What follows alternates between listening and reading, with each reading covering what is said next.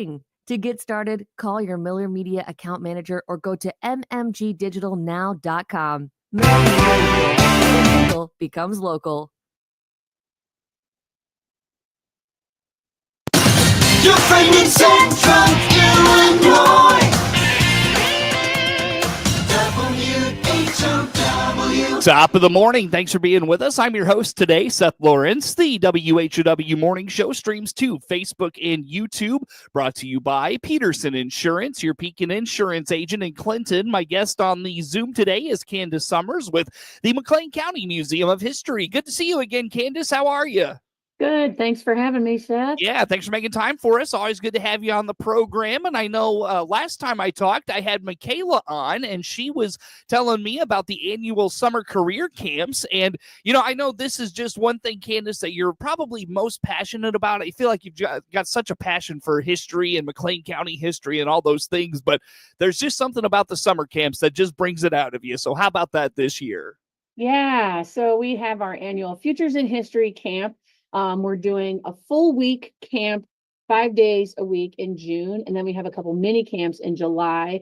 And yeah, it is one of my favorite summer activities because we really get to take a deep dive with students entering 5th, 6th, and 7th grades and explore the different careers that there are in the field of history. And I've seen it over the years. You know, I've done all but the very first camp. The very first camp happened in 2004 before I started the museum, but I've been there ever since, including the summer we had to do Zoom camps during COVID, which doing a day camp over Zoom is quite the experience, but we made it work. We made it work. And just seeing kids get excited, you know, there were a lot of kids like me out there where, you know, yeah, you know, you liked to play softball and baseball and stuff like that for fun.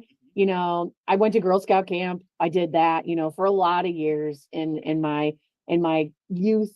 But this is truly a unique opportunity for students who are that budding historian or maybe have an interest in archaeology or environmental studies, and they can see that you can actually do a job with that. You know, I didn't think I could do a job as a historian in a museum, you know, when I was a kid. And, you know, here I am. I've been here 20 years at this museum, and every summer I just love, you know, fostering that passion in students, you know, in history. Mm-hmm. Sure. Well, what are some of the themes of this year's summer career camp? Yeah. So as always, during the week-long camp, every day is a different experience.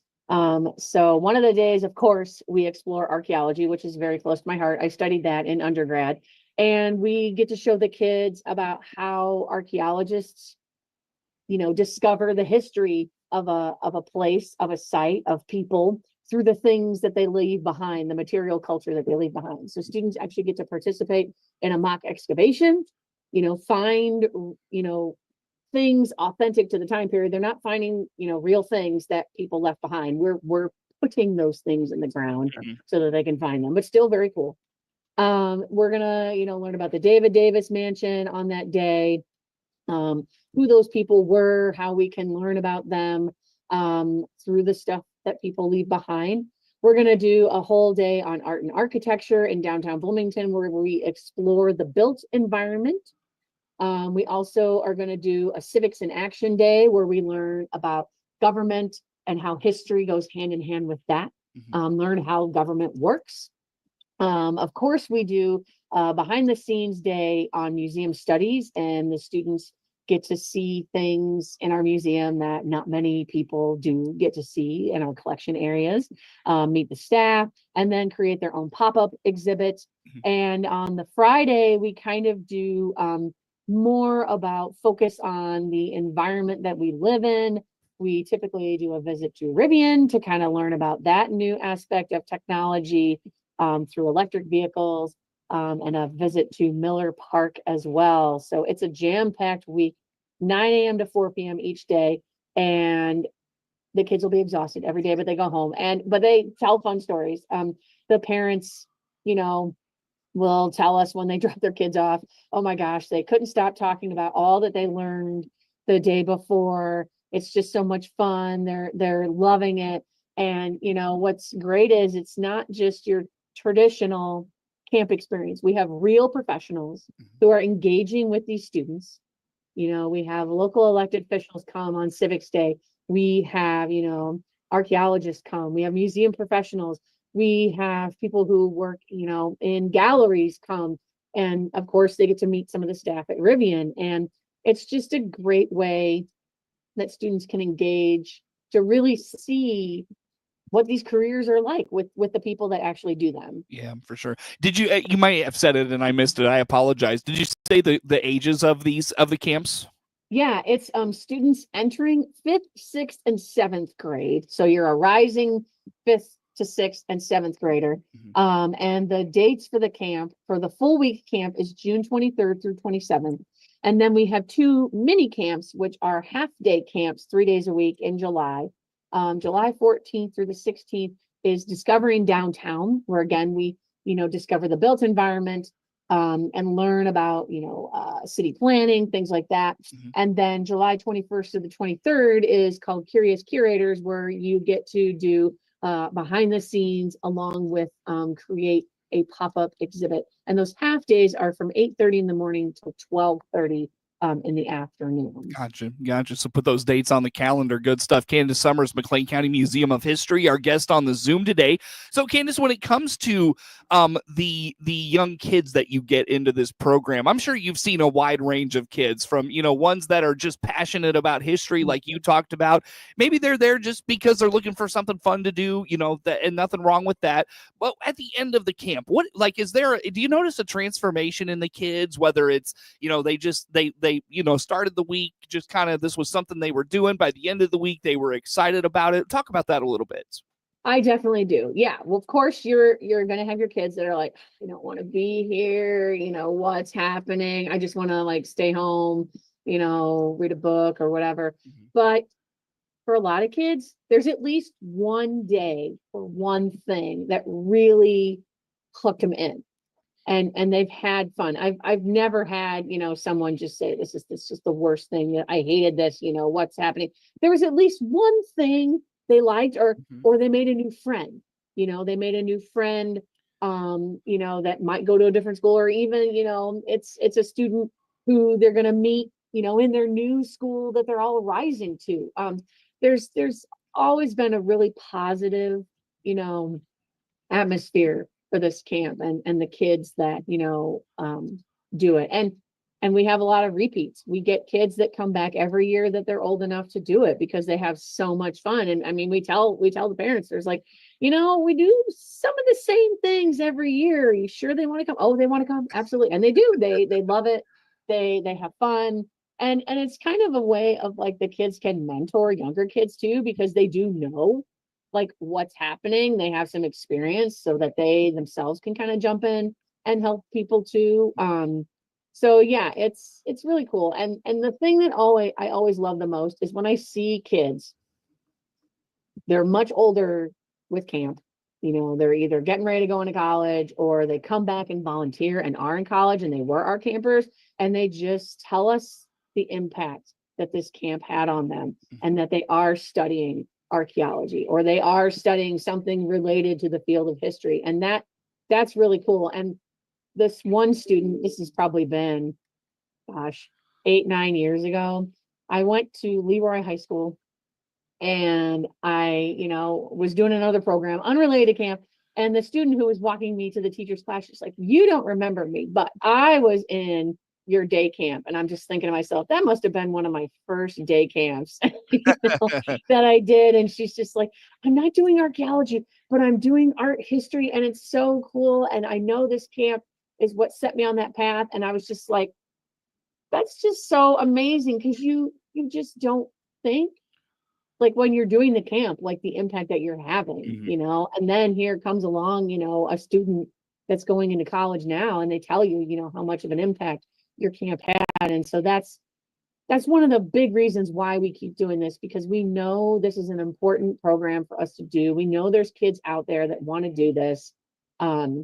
So we're really happy that we get grants, we get, community support and sponsors to help us keep this camp going. Mm-hmm. I had this epiphany a while back, and it was one of those things where, you put so much into something, as like you have to coordinate this, right? I've had to coordinate things, but and I realize this kind of on the other side of it, where it's like, something that somebody does every day or something you do every year, and it just becomes routine for you, and it becomes one of those things where, like, once it's done, you're glad it's over because of all the effort you put into it. But when it's done and you hear a testimony like what you're talking about, or from my perspective, it was like, gosh, this meant so much to me. But for somebody else, it was like they do this all the time. To have that realization, I'm sure is really just kind of touches you, if that makes sense.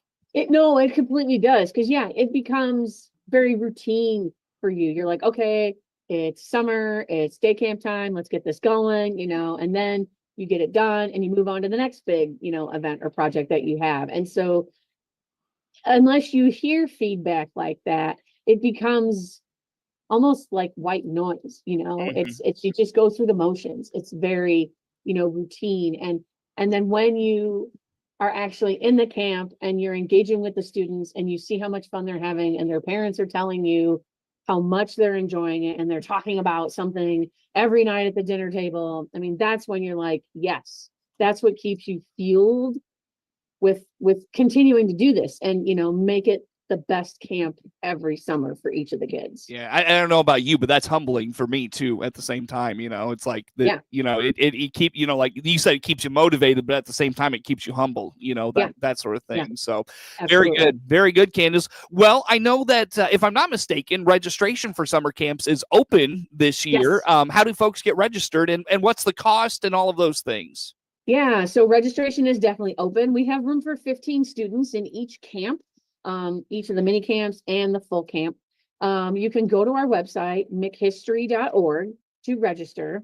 For the full week camp, it's $250 per camper, $230 if you have multiple campers, and that includes transportation, that we go to different places, that includes t-shirt, that includes all supplies, that includes lunch every day.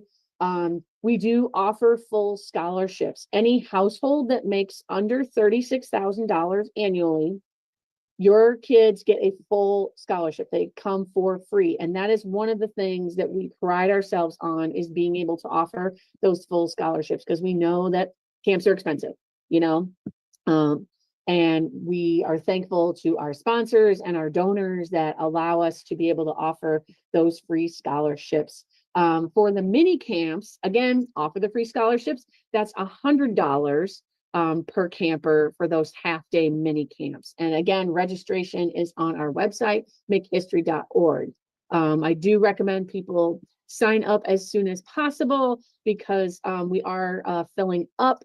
And it's just a great, it's a great opportunity. It's a lot of fun. You get to see and do things, I've heard it from adults. Where was this camp when I was a kid? Why can't we have an adult version? I want to do these things that my kids are talking about when they come home. So it's not like any other camp in our community. And we've had kids from Clinton come up and do our camp as well. So it's not just limited to McLean County kids. You get your kids to us and pick them up, your kids can come to our camp. That's awesome. Very good. Very good, Candace. Well, let's take a break, come back with some more. Again, Candace Summers, McLean County Museum of History, our guest on the Zoom. More to come with Candace on The Morning Show.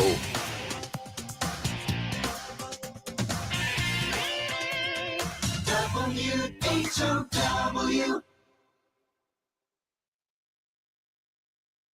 Spring is in the air, so it's time to choose your new Silverado. This is Scott Baum from Baum Chevrolet Buick in Clinton.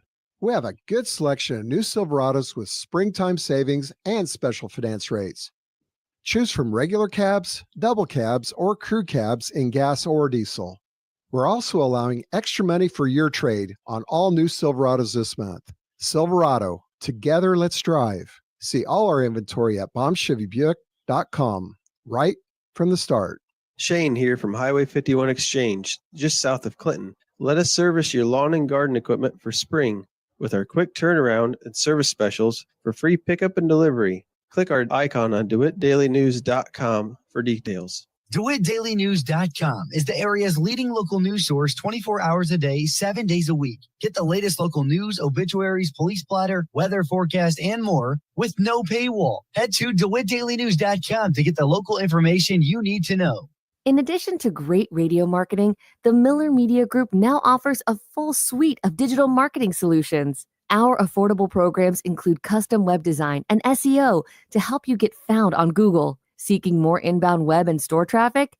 Our Facebook, YouTube, and geo-targeted marketing programs are all designed to make your cash register ring. To get started, call your Miller Media account manager or go to mmgdigitalnow.com. Miller Media Digital, where digital becomes local. WHOW is Central Illinois' ag station, and that includes providing farmers information on how the commodity markets close each day and week. I'm Todd Gleason from Illinois Public Media, University of Illinois Extension, inviting you to hear the daily closing market report weekday afternoons at 5:06, and on Saturdays, tune in for Commodity Week with a review of the week's markets at 8:30 in the morning, all on WHOW AM, FM, and streamed online. Your friend in Central Illinois, WHOW. Once again, a good morning. Thanks for being with us. I'm your host today, Seth Lawrence. The WHOW Morning Show streams to Facebook and YouTube, brought to you by Peterson Insurance, your Pekin Insurance agent in Clinton. And if you're watching there today, you can see Candace Summers, who is with the McLean County Museum of History, our guest on the Zoom for this morning. And Candace, as we chat here for today, I know that I'm sure at least the end of April and May is just loaded with events. What do we have coming up here for the museum? Oh, it is a jam-packed last week or so of April on into May. There's so much going on. And tomorrow, kicking off at 4 o'clock, we are celebrating the 10th anniversary of our Cruising with Lincoln on 66 Visitor Center that is on the ground floor of our museum. And it's hard to believe it's been 10 years. It's really like, where has that time gone since we debuted our visitor center, working with the Convention and Visitors Bureau here in Bloomington Normal, to welcome visitors from all across the United States and around the world. Yeah, it's going to be a really big party. Hoping the weather cooperates with us. When we opened the visitor center back in 2015, it was the worst day weather-wise. It was pouring rain. We had to cram everybody inside to do the ribbon cutting with the Chamber of Commerce. And so I'm like, please, no rain, so we can actually do the ribbon cutting outdoors like we had intended to 10 years ago. There's going to be cookies and giveaways and refreshments, and it's going to be a lot of fun celebrating Lincoln and Route 66 and their legacy here in McLean County and the state of Illinois. Yep. That's this summer, right? If I'm not mistaken. Or is it next summer? Next summer kicks off the 100th birthday anniversary of Route 66, but this is kind of a nice, kickoff. I mean, a lot of people are already, making plans and, doing some pre-events too. So, little pre-celebration. There you go. If you will. Yeah, very good. So that visitor center you talk about, Candace, how utilized is that? We estimate that almost 200,000 people have come through our doors of the visitor center / museum since 2015. And we've had people from all 50 states and dozens of countries, come and travel. And a lot of people just stop because of the Route 66 aspect. They have National Parks Passport for Route 66, and people come in and get those stamped, and also at the other passport location at Ryburn Place over in Normal. People come in for souvenirs, but also we get a lot of locals too. A lot of locals come in because of the local gifts that we sell. We have Funk's Pure Maple Syrup. We also have beer nuts, of course, and a lot of local staples art. Right there. Yes, I know. I've often said that if beer nuts and Funk's Maple Syrup work together and have a maple syrup covered beer nut, it would be like a gold mine. Oh my gosh, maybe a little sugar on top. Oh my right, gosh. but it would also be like the most expensive beer nut ever. So worth I've every often dollar, right? thought about it. I was like, why Yeah. hasn't this happened yet? Oh, that's funny. In any case, it's going to be a lot of fun, celebrating the legacy and all the history that's happened in our building and our visitor center. I'm looking forward, to the next 10 years as we get ready to celebrate the 100th anniversary of Route 66 next year. Very good. Hey, Candace, I am so sorry to do this to you. We're quickly running out of time. What else is on your calendar? Just run through it with us real fast. I will give a quick plug to another panel discussion we have next Tuesday at 6:30, April 29th, where it's again related to our asbestos exhibit, a panel discussion with people who were formerly employed at UNARCO, including a descendant of an employee who died because of the work there, the lawyer who did a lot of litigation with the cases against the company. That'll be at 6:30 here at the museum, April 29th. The discussion will be moderated by Charlie Schlenker on WGLT. More information, mchistory.org. You can find about that panel. Very good. Very good. And that exhibit is ongoing, correct? Yes, that'll be open into 2026. So if you haven't seen it, I highly recommend it because a lot of people from DeWitt County, worked at UNARCO. And so this wasn't just a Bloomington normal impact. This was a regional impact this plant, this company had, in lying to its workers and the damage that it did. So, and it still continues to today. Very good. Very good, Candace. Well, I'll tell you what, as we wrap up, you mentioned makehistory.org is where folks find all your events. Very quickly, anything you want to add to that list of things? If not, how do folks follow along with like social media and those things? Yeah, just check us out on Facebook. We're also on Instagram, and visit mchistory.org for all of our upcoming events.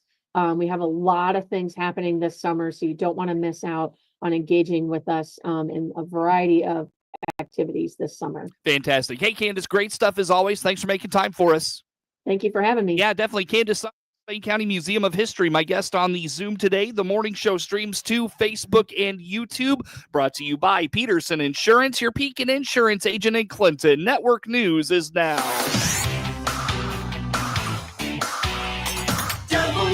WHOW.